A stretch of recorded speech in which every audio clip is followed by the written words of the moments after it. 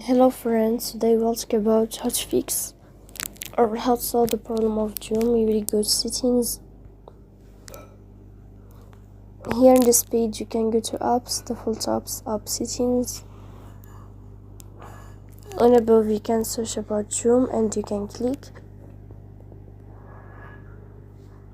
Here in this page of app info you can click on first stop and you can click OK.